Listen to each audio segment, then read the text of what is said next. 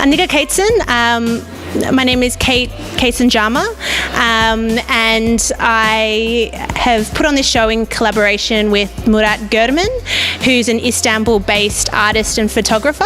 Aniga magacaygu waa Fuad Jama. Waxaanu joognaa gaaleriga Black Dot oo maanta xalfad ka furatay inantaydan dhalay Kate Jama. And so our exhibition is called Borders, Walls and Belonging. And it also runs alongside my honours thesis in law, which explores militarised borders and the migration policies of interdiction by the Australian government. A video piece that I did, and so that was filmed in Hargeisa, and this piece, I think a lot of people will recognise where it is, looks at, how can I exist when I have homes to many different places. And so it's a video piece plus poetry, and in the poetry I talk about the poem, I talk about I'm a border crosser, so my home is in many places.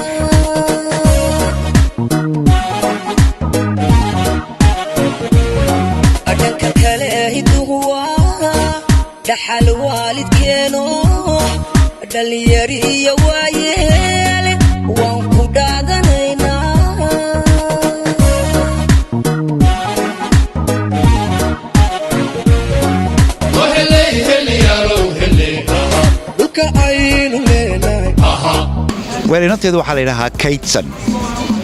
Magaca Kateson. Kateson. So way Kateson tahay. This is my first time I went to Hargeisa. I went there at the end of 2015, and I went to Hargeisa and Berbera. It was really special because I was in my father's home. I was in, homeland. It was, where my family have lived for so long. So when I was with my family, when I was traveling, it was amazing. Very, very powerful. Deliberately, I wear bare feet because I wanted to be connected to the earth. waxay tiri haddii wadankay aan arki waayo aan dadkeenina arki waayo iyo meesha adigu ka timid aabaha ka imid noloshayda badh baa iga maqan qofku wuu u baahan yahay waayo identity waa xawayaan an important part weeyaan in life waa rootska inuu ogaadaa way igu adkeed laakiin markay aan arkay really inay muhiim u tahay oo tiri aad iyo aad baan u doonayaa waan israacnay. This is one of my pieces, and it's what are we doing is the question, and what it is, it's an image of the ocean, as you can see, but also we've got these frames that are constructed like a wall. And for Australia, our border is at sea, and so for me that's something really interesting because it requires something different. These are different type of fortification. So this is through, pushing boats back. This is doing some really terrible stuff. So this is what I'm looking at, and I think it's really important that we have a conversation about, what we're doing. It's supposedly in our name, but it's so violent, it's so horrible, and it's inexcusable, and it has to change.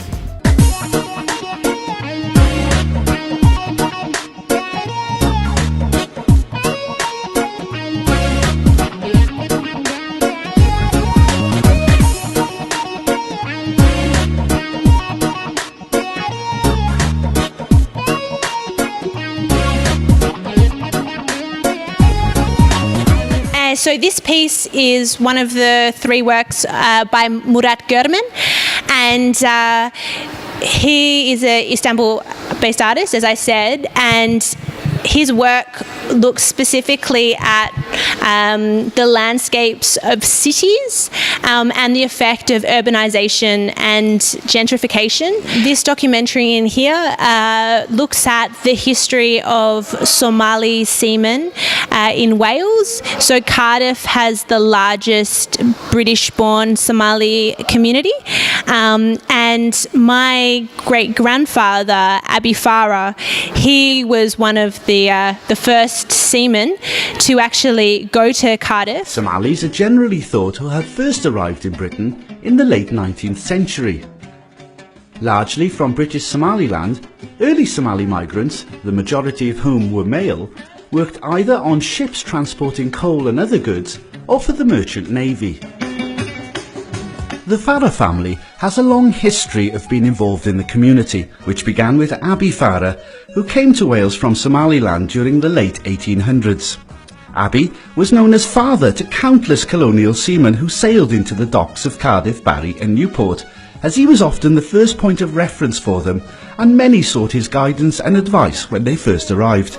But what was really interesting, and why especially I wanted to show this video and this documentary, was because Awowo, he actually jumped on a ship from Berbera, and he thought he was going to the UK, but actually he was coming to Western Australia.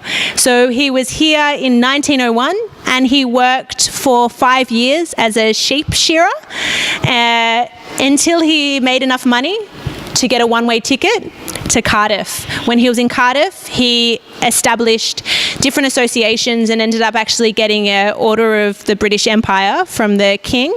And my Ayeo and her siblings actually moved to Somalia when my Ayeo was 6, and that's where my dad was born.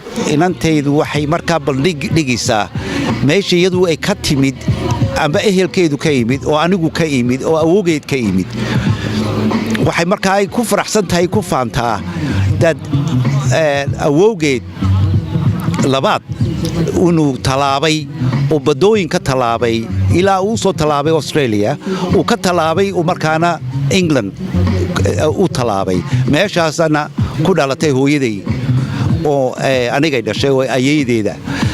waxay markaa doonaysay inay ogaato ay garato dadkana tusaale u tusisaa dadku dee only meeshan ilaahay kumu abuurin dadku meelo badan bay ka kala yimaadeen.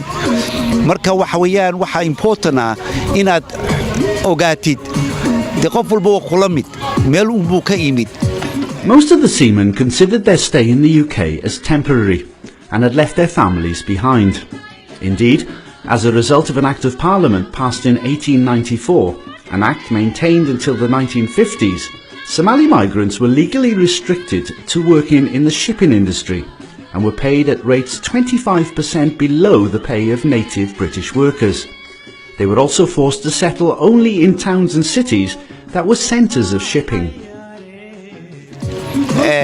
iyo sida inaku Soomaalideena amba dadkeena ay u tacabeen waqtiga tacabir loo rajul beriga hore ay u tacabireen meelo qurba beri hore u tageen maanta dadna ku dhaleen dadkuna wax sii dhaleen oo anaku ka midnahay intaasay tusaale tusisaa waxaan borderka la xidhiidhiyo iyo dadkan meesha dhibaato lagu siinay inay wadanka soo gelin iyo wadanka ka baxin ay tusaale tusisaa inay tahay dadku de waa meelo bay ka wal yimaadeen.